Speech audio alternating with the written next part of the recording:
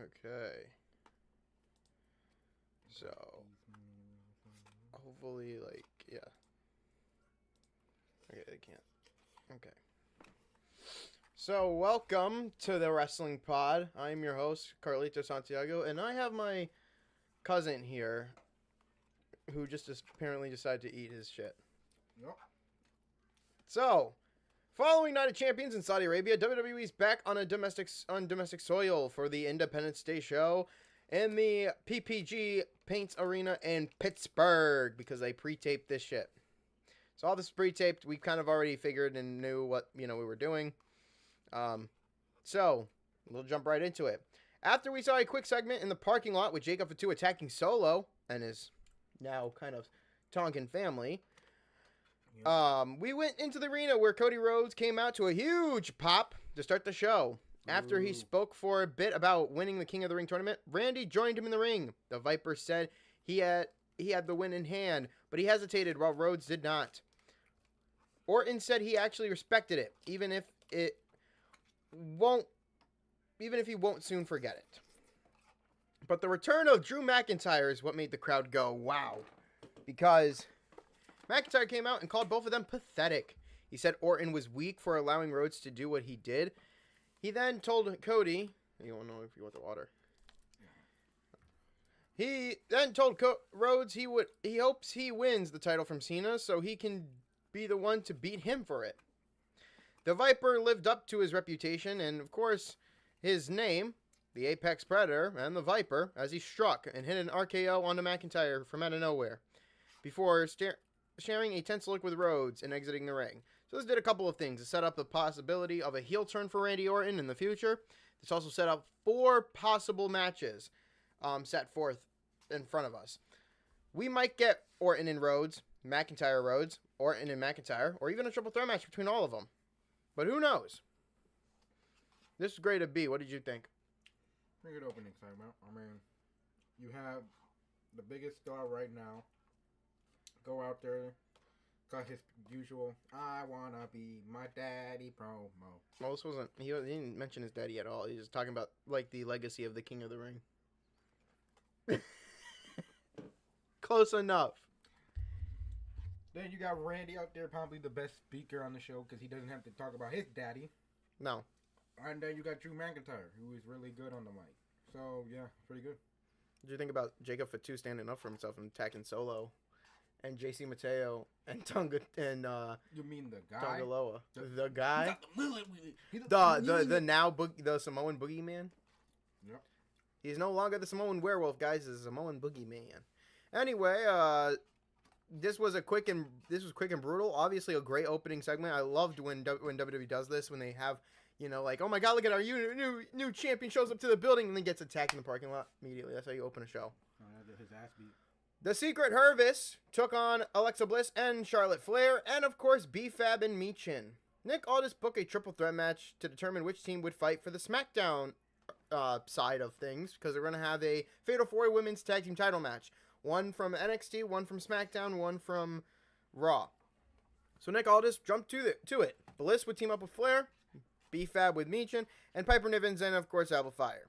So Bliss, Michin, and Nivens began in the ring, but Flair tagged herself in before anything happened. The first few minutes was highly competitive. Even though Flair got in most offense, she was not outshining anyone else. While it should be noted that B-Fab has had huge strides in improving in the ring, when she got going, she started to look a little sloppy and rushed. Where's the lie? It didn't do much to slow down the momentum of the match, though, because Bliss was able to secure the win with a Twisted Bliss after Flair had, of course, done a moonsault and knocked Chelsea Green off the apron with a big boot.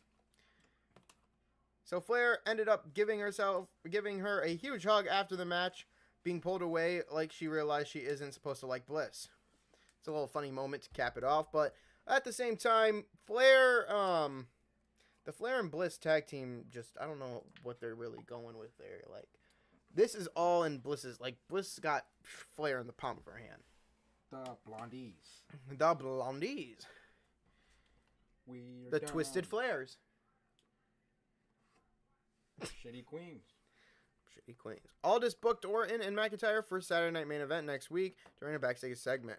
Also, Bliss and Flair had a quick segment backstage to set up their team before the match. This is great at B-. So, this is just probably wanted to get Flair and Bliss on the show. Yeah. So they're too talented, you know. They're the most experienced out of all of them. Yeah. So, the Wyatt Six had Rowan, match.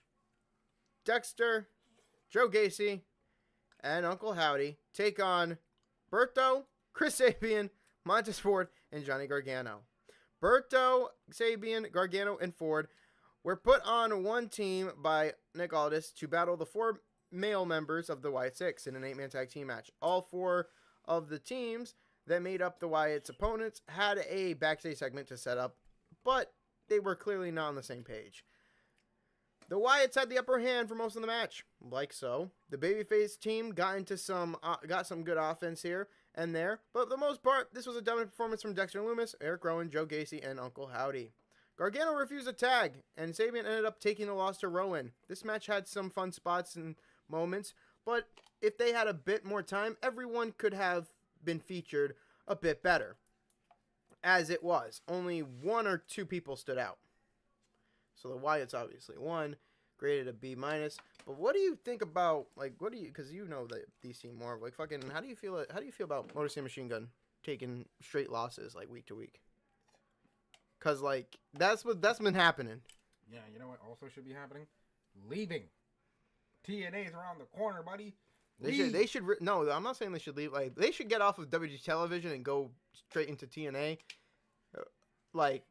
Or go back. Tag teams in the world right They now. should just featured on NXT and probably TNA. They should be going round in circles like a circuit. Probably the second or the best tag. Do you want to go let her in?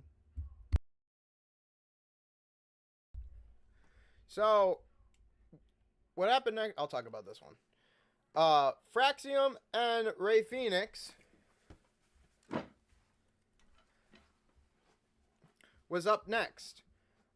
Tiffany Stratton, of course, had to come out and pick her Evolution opponent, but I'll talk about the Ray Phoenix and Andrade match first because the women's one is a little bit important. So Ray Phoenix and Andrade took on Fraxium.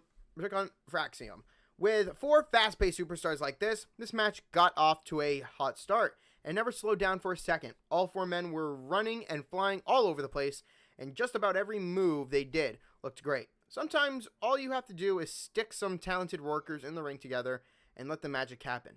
They ended up getting a lot of time to work, so they were able to make sure all 4 competitors shined.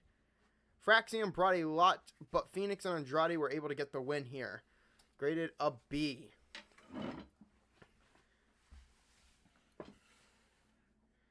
So yeah, they had a lot of little fun pace match. But Tiffany Stratton came out just before that match and to pick her Evolution opponent because Nick Aldis and Adam Pearce were like, hey, champions get to choose. But before she could make the announcement, Jade Cargill interrupted her, mentioning that she, of course, won the Queen of the Ring and will be facing Tiffany Stratton at SummerSlam, which we are excited about. They were soon joined by Trish Stratus, who sent Wade Barrett into a tailspin on commentary. We ended up finding out that Tiffany would face Stratton for the title at Evolution. This led into a pre-recorded promo from Solo Sikoa about his family. So what do you think about Trish Stratus coming back and being the opponent for fucking Tiffany? 1, keep it in the pants, Wade Barrett. She's married. That's right.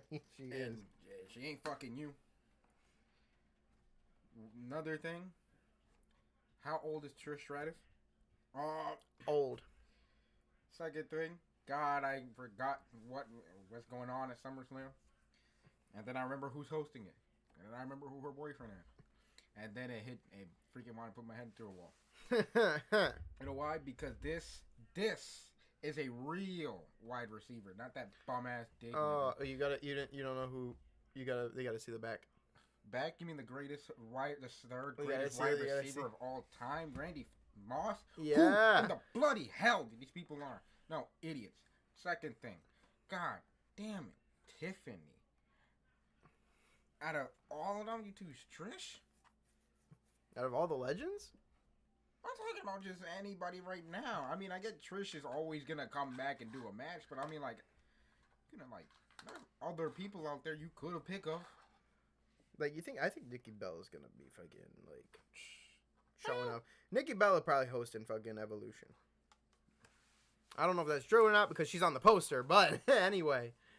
We got our main event. Of course, former enemies became allies this week when Fatu and Jimmy Uso teamed up to take on Solo Sikoa and Jeff Cobb. This was the most personal fight on the card this week. Cobb and Uso did a lot of heavy lifting in the ring, so when Fatu and Solo finally had their face off, the crowd popped big time. The Samoan Boogeyman had adapted to his babyface role well, not by changing much about his character and simply focusing on different opponents with his aggression. Fatu secured the win by hitting Solo with a moonsault, but he wasn't done there. He put the Samoan on the announce table and climbed to the top rope. But Tala Tonga, now officially getting a name, Tala Tonga showed up and attacked Fatu while Tonga Loa took out Uso. The show ended with Fatu being put through the table in a triple powerbomb form. Like, actually, in a triple powerbomb form, they did that. And then they all went like this. They didn't do that. No, they didn't. Tala Tonga is such a funny but equally lazy name change from Hikaleo. Oh, you know what's even lazier? What? The storyline. The storyline, yeah, that's another lazy. His trash talk is second to none. Solo is so good at adding little things between moves. So, yeah. What did you think about this family feud they got going on? I'd rather watch the actual family feud. Ba-da-da. So, Friday's pre-taped SmackDown in Pittsburgh returned to 2 hours to help the show feel a bit more focused this week because it didn't need much filler between matches. It helped the pace a lot and was definitely the right call. A handful of feuds were addressed or advances this week, but the biggest development may have been Orton and McIntyre reigniting their feud. Fatu and Sikoa were stars of the show, with each man being involved in 3 segments, including the opening and closing of the show. However, from bell to bell, the best match we got was Fraxium and Phoenix and Andrade, because all 4 of them were able to put on a good show when you put all 4 workers in the ring, and it sticks, and basically you stick in the landing. With Evolution and Saturday Night Main Event around the corner, plus Great American Bash from NXT, all coming up quick, WWE is entering a very busy period. Let's hope it's able to juggle everything effectively. This overall show was graded a B. What do you got to say about this show? You think it's the right call? B overall? Yeah, I guess. I just want to ask people, how many people are going to watch Evolution?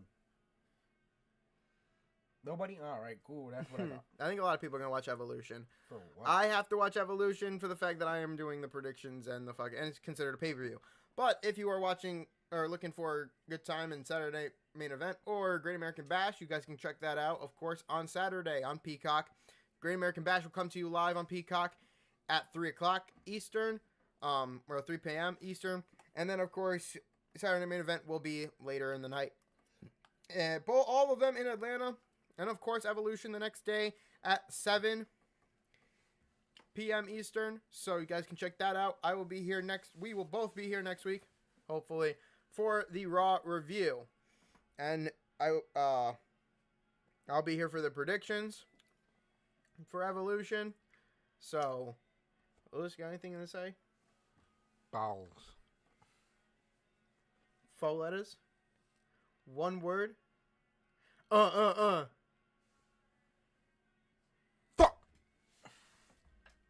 Oh, I know you were looking for. Peace! Peace? Yeet.